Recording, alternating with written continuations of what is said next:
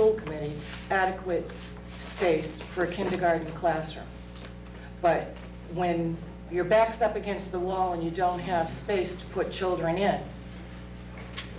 on a temporary basis, if push came to shove and we did not have permission to leave those trailers at the Batchelder School, we would have no choice. It would not be optimal, it would not be what we would want, and we would not change our position on any further construction on what space would be according to Department of Education regulations. But if we had allowed to do that under exigencies like this. If we had to put kindergarten in a 900 square foot space, we'd have to do it. Well, it would be less than 900 square feet, Yeah, it because would you be. need You have to bathroom. have bathroom Right, you have facilities and bathroom. storage. So it's certainly certainly- not going to meet the requirements. It's very clear, and this is clearly not. This is not an educational plan. We're trying to meet the space needs. Period. As I think both the superintendent and Mrs. Colella said earlier, we're in a mess, and we need to find a way to address the mess. So I think we want to be very careful in any, we want to be careful in any of these 4 plans, and regardless of what we do or do not approve, none of this is going to be what any one of us would want. And I think we need to kind of start with that and leave that alone. I guess one of the comments that I've made at both meetings that the redistricting committee has presented to the school committee, both last night and 2 weeks ago, there isn't anything in front of you that isn't ugly. It's Understood. just, it's level of ugliness. Understood. Marcy? Yeah, I think that this is a plan, to address Ellen's question, that is designed to address an emergency. Right. Not a long-term thing. We realize that we're trying to balance also cost to the town. To get kindergarten classrooms in a centralized modular kindergarten of adequate size, you could, if the town is willing to go for that, you could double the 600,000 and say 1.2 million, so we could have Right. 1 modular per kindergarten class with a classroom. We, as the redistricting committee, I think believe that that is unpalatable and unrealistic for the town to finance something like that.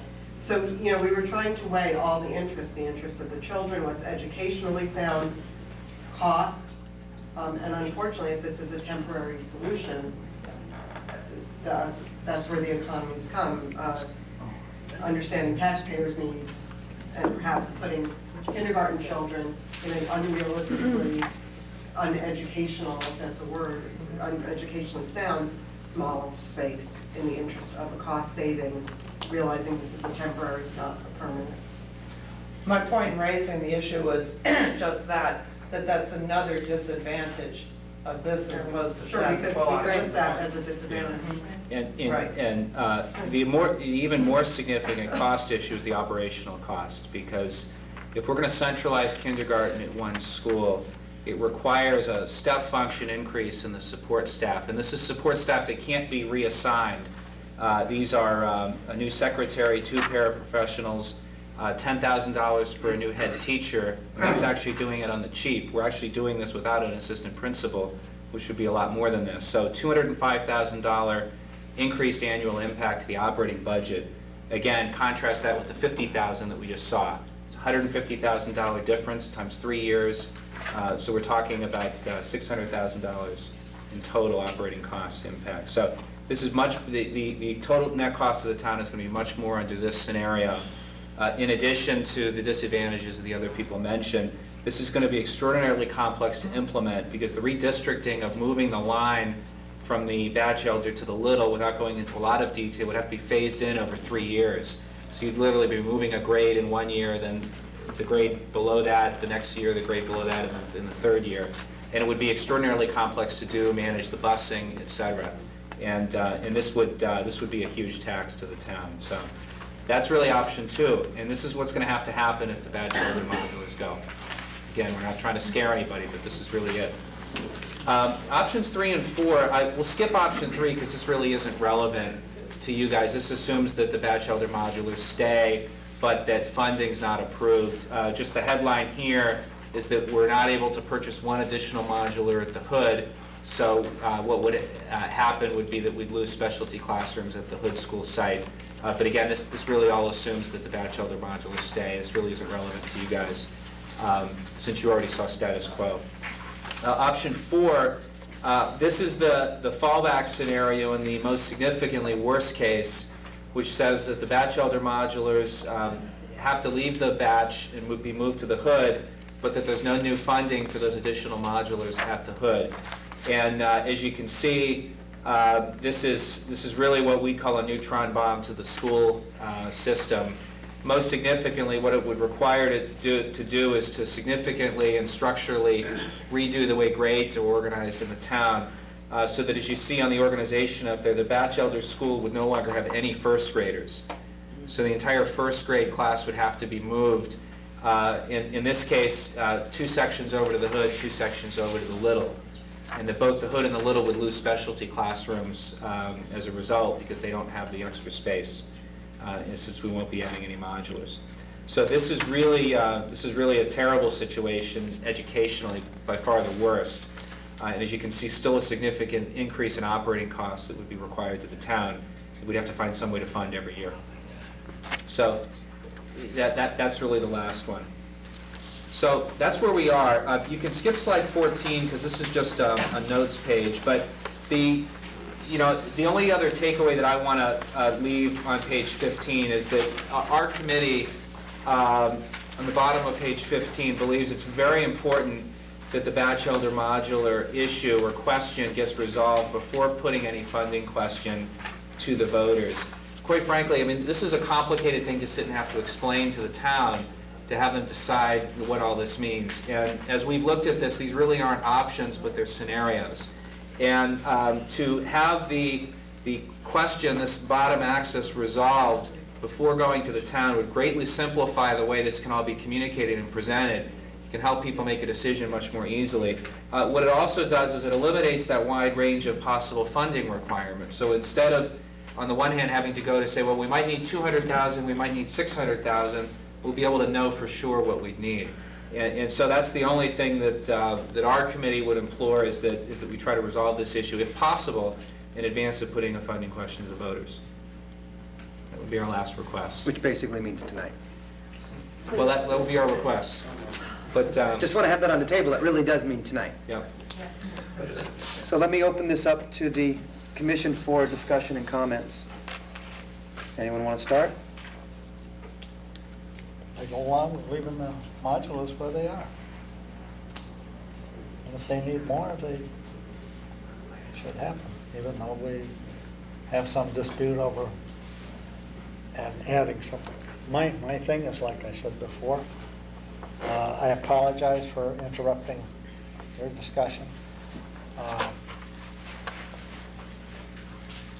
That whatever satisfies or better serves the school district for the time being,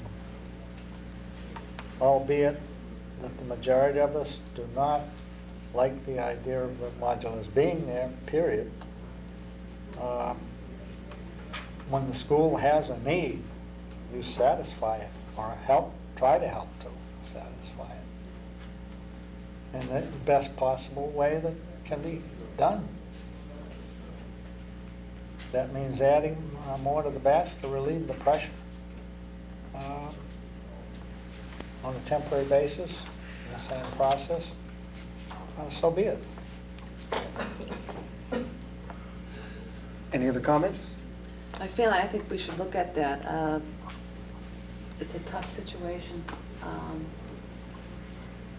And again, I'm going to say that, you were looking for an additional 2-year extension. I, again, would like to see which way the town is going, and based on that, would it be helpful to add more modulars to that site? If that's the case, where we're going to build a new school. I'd like to consider postponing the 2-year to see which direction we go. I am not opposed to that, and I can't speak for the rest of the members, but again, Joe mentioned the school needs the town. We know it's another 2 years. from that point, if that's the new school is the route we go. I will know better in another, I don't know, when's the bottom line? When will we know which way we're going? A couple months, depending on when the vote actually schedules, because it's town meeting plus a vote. I'd feel better to look at it at that point. And I think the school is a priority, it's in a mess, and under the circumstances, we don't like to see the portables there. Nobody likes to see them as a town. But I think we should revisit that, when we know which direction we're going as a town. I think that there's... I don't know if that will be helpful. Will it alleviate the problem that you have?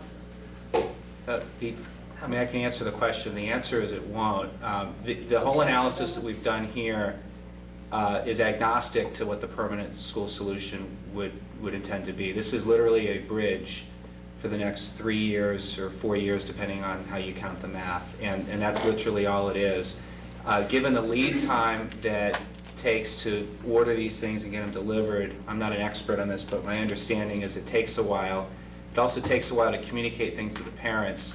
That's why this is being put forth now at town meeting. Certainly, they can talk in much more detail about the whys now. But all I can comment is that this is agnostic to the permanent school solution. Carol? What I was going to say, it pretty much underscores what Bob said.